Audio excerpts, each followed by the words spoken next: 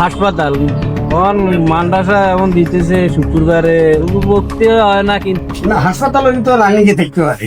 হ্যাঁ আচ্ছা এই হাসপাতালে কি আপনারা কোনো ট্রিটমেন্ট করেন? আমরা হ্যাঁ হ্যাঁ হ্যাঁ।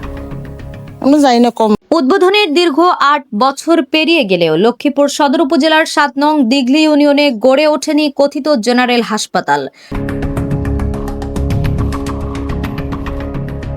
অভিযোগ উঠেছে বিশিষ্ট শিল্পপতি নুরুন নবী নিজের নামের প্রচার এবং ব্যক্তিগত স্বার্থ হাসিলের উদ্দেশ্যে এই ভুয়া হাসপাতাল ও অ্যাম্বুলেন্সের ফাঁদ পেতেছিলেন।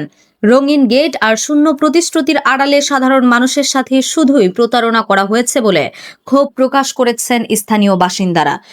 হাসপাতাল মান্ডাসা এমন দিতেছে শুক্রবারে ভর্তি হয় না, কিন্তু না না কোনো সিজার করা নাই, অপারেশন করে অপারেশনও করা না। নিয়মিত ডাক্তার থাকে এখানে? নিয়ম মতন থাকে না, শুনে এমনি মাদ্রাসার ইয়ে লেখা আছে, হাসপাতাল কোনো ইয়ে নাই।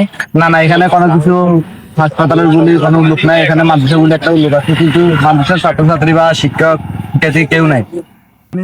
আমরা তো এলাকার গাড়ি চালান নাকি? জেনারেল হাসপাতাল। হ্যাঁ হ্যাঁ, এখানে লেখা আছে নবীনগর জেনারেল হাসপাতাল। এটা নুন নবী সদি দিছে আরি। এটা এটা কি হাসপাতাল? এটা এটা কি হেতুনে এটা দিছে হাসপাতাল। হ্যাঁ আর হ্যাঁ। কি অনেক সেবা নেন এখানে? সেবা নেননি? সেবা নেয় শুক্রবারে নেয়। শুক্রবারে কি হয়?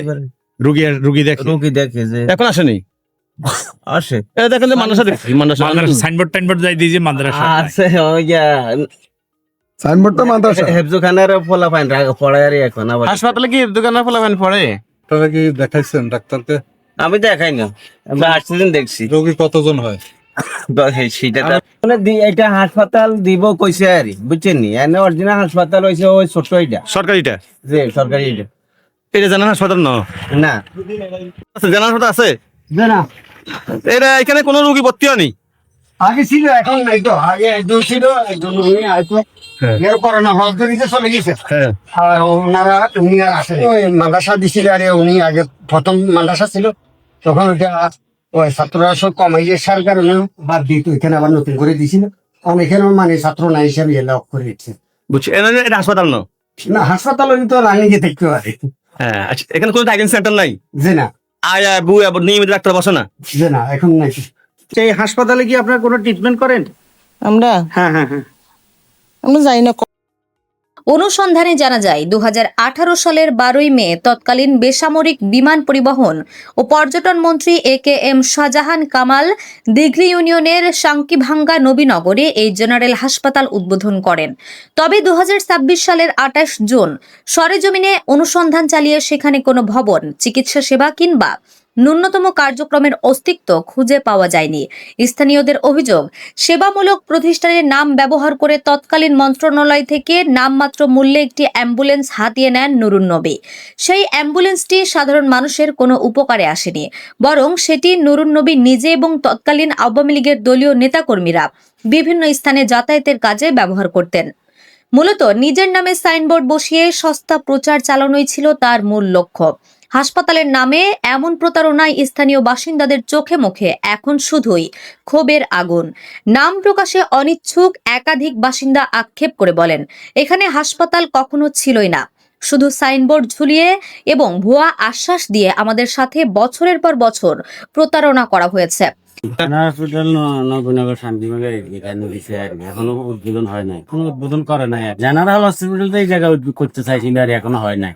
মানে মাদ্রাসা ছিল, এখানে মাদ্রাসা ভাঙি ফেলানো হয়, এখানে দিছে। এখন মাদ্রাসা কই? মাদ্রাসা এখন বন্ধ করে দিতে। কি রোগী ভর্তি হয়নি এখানে?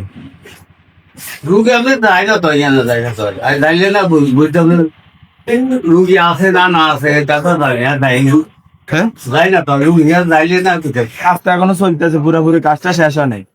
এখানে উদ্বোধন করছে। ওটা 18 সালে উদ্বোধন করছে। হ্যাঁ। উদ্বোধন করার থেকে কার্যক্রম শুরু হয়েছে নি?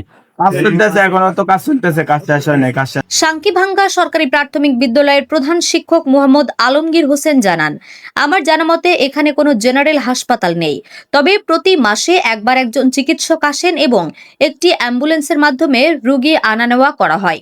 এছাড়া এখানে জেনারেল হাসপাতালের কোনো সাইনবোর্ডও আমার চোখে পড়েনি।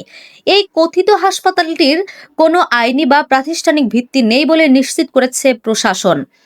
লক্ষ্মীপুর সদর উপজেলা স্বাস্থ্য ও পরিবার পরিকল্পনা কর্মকর্তা ডাক্তার কাজী আব্দুল মুমিন বলেন, যে কোনো হাসপাতাল স্থাপনের জন্য সরকারি অনুমোদন নেওয়া বাধ্যতামূলক। নুরুন নবী নামে উদ্বোধন হওয়া এই কথিত হাসপাতালের জন্য আজ পর্যন্ত কোনো আবেদন বা অনুমতি নেওয়া হয়নি। এখন খোঁজ নিয়ে যেটা আমি জানতে পারলাম যে এটাতে কার্যক্রম চালু নেই, তাছাড়া এটা সম্ভবত নবায়নও করা হয়নি, কারণ আমি তো আছি এখানে প্রায় 1.5 বছরের বেশি সময়, এর মধ্যে নবায়নের কোনো ফাইল আমরা ওখান থেকে পাইনি। তো যেহেতু ওখানে এটা কার্যক্রম চালু নেই, ওখানে গেটে যে নাম ফলকটা আছে এটা দেখলে অনেকেই বিভ্রান্ত হতে পারে, তাই এটা ওখান থেকে অপসারণ করাটাই সমীচীন। তো ওখানকার ওই প্রতিষ্ঠানের যদি দায়িত্বশীল কোনো ব্যক্তি বর্তমানে ওখানে থেকে থাকে, আমি তাদেরকে অনুরোধ করবো এটা যেন সরিয়ে ফেলা হয়। অভিযোগের বিষয়ে মূল অভিযুক্ত শিল্পপতি নুরুন নবীর সাথে যোগাযোগ করার চেষ্টা করা হলেও তাকে পাওয়া যায়নি। তবে তার ছেলে সাফায়েত বিন নবী বিষয়টি নিয়ে দায়সারাভাবে জানান, হয় দ্রুত সাইনবোর্ডটি সরিয়ে ফেলা হবে, না হয় খুব শীঘ্রই হাসপাতালটি চালু করার ব্যবস্থা করা হবে। আমি এটা চিন্তা করি আসলে আমাদের নিজস্ব অর্থায়নে যদি এটাকে করে মুছে বন্ধ করানোর করা যায়, এবং এটা বন্ধ করবো।